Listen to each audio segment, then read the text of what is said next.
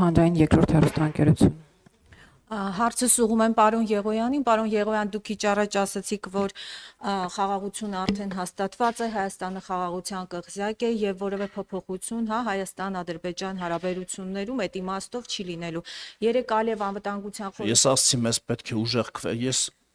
ես ձեր ասած մեջբերումը չեմ արել, անկախ նրանից հիմա համաձայն եմ դրա թե չէ, բայց խնդրում եմ ինձ մեջբերել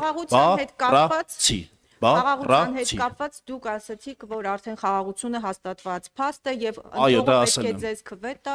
որպեսզի այն դառնա անդառնալի։ Ադրբեջանի նախագահը երեք անվտանգության խորհրդի նիստում բառացի հայտարարել է. հայերի գլուխը ջարդել են երկաթե բռունցքով։ Նման խոսույթ ունեցող պետության առաջնորդի հետ, պետության հետ ինչպես եք պատրաստվում հետագայում խաղաղություն հաստատել։ Շնորհակալություն։ Ուրեմն ես ձեզ մի գաղտնիք պիտի բացահայտեմ։ Խաղաղությունը հաստատվում է խնդիրներ ունեցող կողմերի միջև։ Հաճախ իրար թշնամաբար վերաբերված, պատերազմած, կռված պետությունների, անձանց, անհատների ընկերները իրար միջև խաղաղություն չեն հաստատում, որտեղ ընկերները այսպես թե այնպես խաղաղ ապրում են իրար հետ։ Բարի դրացիական հարևանները իրար միջև խաղաղություն չեն հաստատում, ասենք շատ դժվար է, չէ՞ պատկերացնել, որ ասենք մենք գնում ենք Վրաստանի հետ խաղաղություն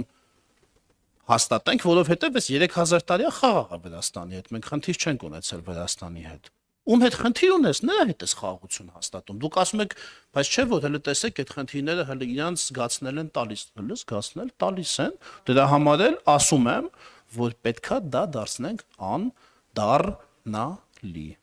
Նկատի ունեմ խաղաղություն ձգտող պետությունը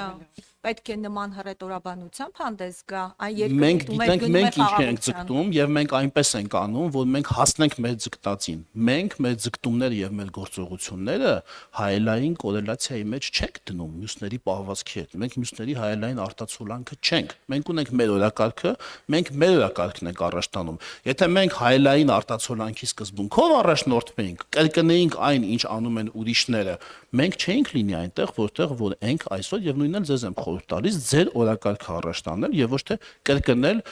ուրիշների ասածը կամ ձեր գործողությունները 100%-ով կորելացնել ուրիշների ասածների հետ։ Շնորհակալություն։